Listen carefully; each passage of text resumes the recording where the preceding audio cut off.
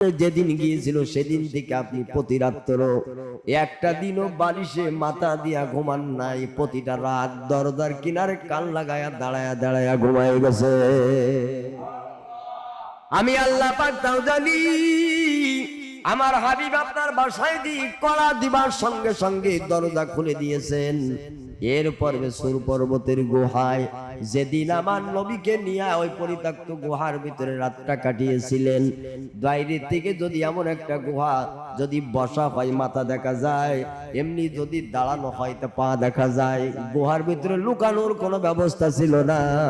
আপনি সেদিন আমার নবীকে ডাক দিয়া বলেছিলেন, আল্লাহর হাবিব, আখেরি জামানার পয়গম্বর, আমরা যে দুইজন মানুষ গুহার ভিতরে লুকায় আছি, ওই যে আবু জেহেলের গোষ্ঠীর লোকজনকে পা দেখা যায়, সব কিছু দেখা যাইতেছে, তারা যদি একটু নিচের দিকে তাকায় আমাদেরকে দেখে ফেলবেন। আল্লাহর হাবিবকে আল্লাহ পাক সেদিন বলে দিলেন, আবু বকর, ওই দিন আমার নবীর পরে আপনার পক্ষ নিয়ে আমি আল্লাহ পাক ওই সূর পর্বতের গুহার ভিতরে আয়াতে কারিমা নাযিল করে বলে দিয়েছিলাম, লা তাহজান ইন্নাল্লাহা মা'ানা। জোরে বলো আল্লাহু আকবার। আমি সেদিন আমার হাবিবের পরে ওই মুহূর্তে আয়াত নাযিল করে বলেছিলাম, হাবিব আপনার সঙ্গীকে জানায় যায়, ভয় পাবার কারণ নাই, টেনশন করার কোনো কারণ নাই। আপনি আপনার সাথীকে জানান, আমরা দুইজন না, আমাদের সাথে আরেকজন গুহায় আছে, তিনি হলেন আমার আল্লাহ। সুবহানাল্লাহ। আল্লাহ জানাই দিবেন কিয়ামতের ময়দানে, আবু বকর, ওই যে সূর পর্বতের গুহায় যে রাতটা কাটিয়েছিলেন আমার নবীকে নিয়ে, ওই একটা রাতের আমল আমি আল্লাহর কাছে সবচাইতে বেশি প্রিয়। ওই এক রাতের আবু বকরের আমলের সওয়াব যদি এক পাল্লায় দেওয়া হয়, আর তামাম দুনিয়ার সব মানুষের নেক এক পাল্লায় তুলে টান দেওয়া হয়, দুনিয়ার সব মানুষের নেকির চাইতে আবু বকরের নেকির পাল্লার ওজনের ভার বেশি হয়ে যাবে। সুবহানাল্লাহ। হযরত ওমর একদিন ডাক দিয়া বলছেন, ভাই আবু বকর, আমার জিন্দেগীর সব আমল আমি আপনাকে দিয়ে দিব। আবু বকর বলতেছে, বিনিময় কি চান? কয়, বিনিময়ে আপনার একটি রাতের আমল আমাকে দিতে হবে। সুবহানাল্লাহ বলবেন না? হুজুরে পাক সাল্লাল্লাহু আলাইহি ওয়াসাল্লামের দরবারে চলে গেলেন আবু বকর উম্মত দুই। আবু বকর বলে, হুজুর বুঝলাম না, আপনার ওমর আমার কাছে আমার একটি রাতের আমল চাই, বিনিময়ে জিন্দেগীর সব নেক দিয়ে দিতে চাই।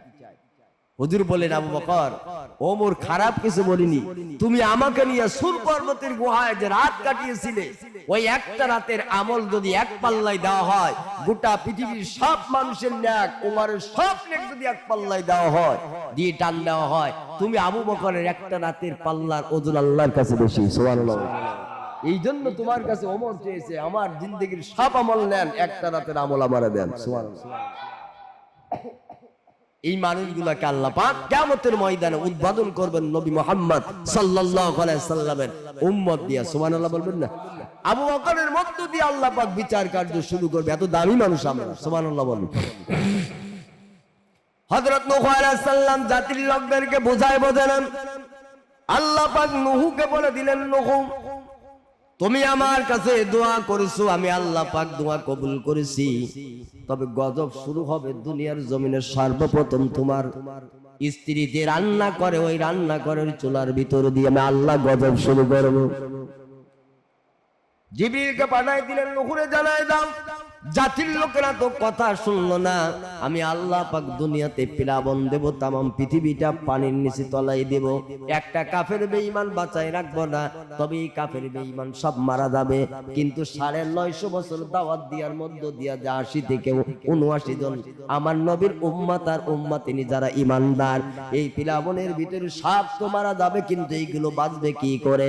নবী নূহ আলাইহিস সালাম বললেন, আল্লাহ বাঁচানোর মালিক তো তুমি, বাঁচানোর মালিক আমি পয়গম্বর নই, আমি তো নূহ বাঁচাতে পারবো না, প্লাবন দিয়ে তুমি সব ধ্বংস করবে, কিন্তু বাঁচাবে আমার ঈমানদারদেরকে তুমি, আমি কি বাঁচাতে পারবো?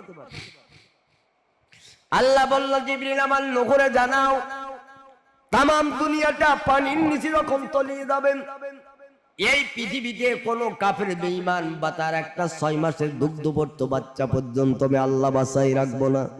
তবে আমার নবীর ঈমানদারদেরকে যদি বাঁচাতে চাই, তাহলে একটা নৌকা বানাতে হবে, কিস্তি বানাতে বলো, জিবরাইল আলাইহিস সালাম বললেন নবী নূহ ঈমানদারদের যদি বাঁচাতে চাও একটা নৌকা বানাও, একটা কিস্তি বানানোর অর্ডার আল্লাহ দিয়েছেন।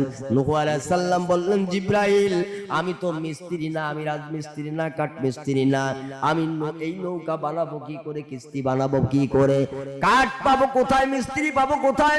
আল্লাহ ডাক দিয়া বলে জিবরিল আমার নবীর জানায় দাও নৌকা তো সাগরের কিনারায় একটা গাছ আমি আল্লাহ পাক তৈরি করে রেখেছি। আমার আদম নবী জান্নাত থেকে দুনিয়াতে যখন নেমে এসেছিল একটি গাছের ডাল নিয়ে লাবার পরে ডালটা ওই জায়গায় রোপণ করা হয়েছে। ওই গাছটা এত বড় করে আমি আল্লাহ বানিয়েছি। ওই গাছটা কাটিয়া নবী নূহকে তক্তা বানাতে বলো।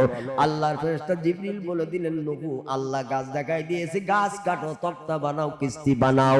আল্লাহ পাক দুনিয়াতে প্লাবন দেবে, কাফের বেঈমান সব ধ্বংস হয়ে যাবে। নূহ আলাইহিস সালাম গাছটা কাটলেন, তক্তা বানালেন। এর আগে দুনিয়াতে তেমন কোন মিস্ত্রি ছিল না, একটা কাঠের সঙ্গে আর একটা কাঠ যুক্ত করবে কি করেন? হযরত জিবরাইল আলাইহিস সালাম বললেন নূহ গাছের গুড়ি দিয়া তক্তা বানাও, ডালপালাগুলো ফেলাই দিও না, ডালপালাগুলো দিয়ে সরু সরু পেরেক বানাও। আমরা বর্তমান জামানার মানুষ লোহা দিয়া পেরেক বানায় ঠুকে একটার সঙ্গে একটা জড়ি, কিন্তু এখান থেকে বিগত আমাদের বাপ দাদারা যারা চলে গেছে তাদের জামানায় যত বাক্স বানানো হতো, যত যা কিছু বানানো হতো, কোনো পেরেক ছিল না। ছিদ্র করে কাঠ দিয়ে পেরেক বানায় ঠুকিয়া একটার সঙ্গে আর একটা জয়েন দেওয়া হতো। ঠিক কিনা জোরে বলেন? হযরত জিবরাইল আলাইহিস সালাম বুঝাই দিলেন নবী নূহ ডালপালা ফেলিয়া লাভ হবে না, এগুলো দিয়ে পেরেক বানাও। আমি তোমাকে সাপ দেখাই দেব। সাপ কমপ্লিট হয়ে গেল, 5খানা তক্তা বাকি থেকে গেল, 4খানা তক্তা বাকি।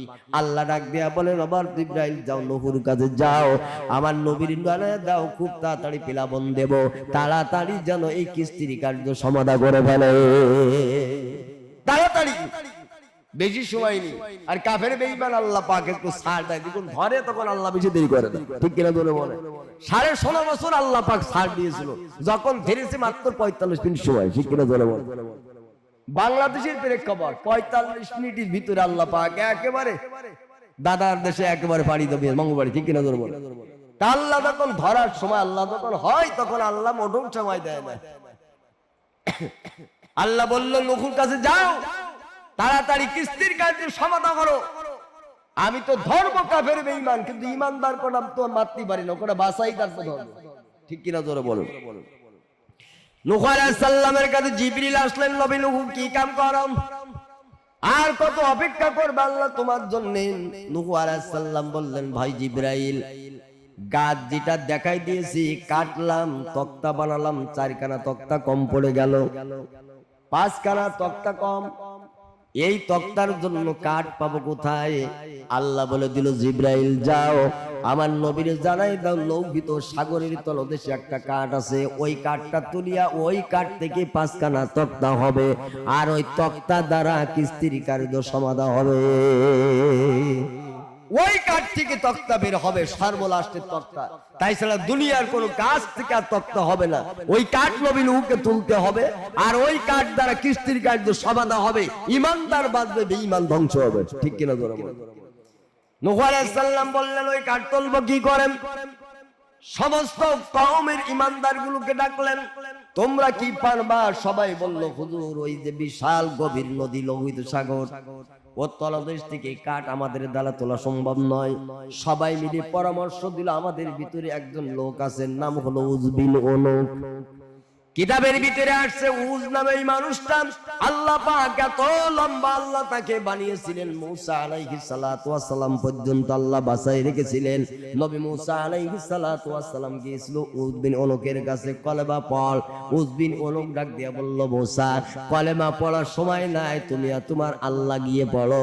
নবী মুসা বললেন পড়লে সমস্যা কি? উজ বলল আমার এক ওয়াক্তের রুটি লাগে 12,000, আমি খিদার যন্ত্রণায় রিজিকের তলাশে অন্বেষণের জন্য 24 ঘন্টা চলে যায়, আল্লাহ তাআলাকে রব বলে মানবো কখন? তুমি তোমার রব আর তুমি যে কলেমা পড়ো, আমি আমার রিজিকের তলাশে ব্যস্ত আছি, আমি এক ওয়াক্ত আমার ক্ষুধা নিবারণ করতে পারি না, কলেমা পড়ার সময় নাই। মুসা কালিমুল্লাহ ছিল জালালে মিজাজের নবী। নবী মুসা আলাইহিস সালাতু ওয়াস সালাম এত রাগান্বিত হয়ে গেলেন। কিতাবের ভিতরে আসছে আল্লাহ রাব্বুল আলামিন নবী মুসা আলাইহিস সালাতু ওয়াস সালামকে একটা মুজিজার লাঠি আল্লাহ দিয়েছিলেন। উযবিন অনুপের উপরে রাগান্বিত হইয়া মুসা নবী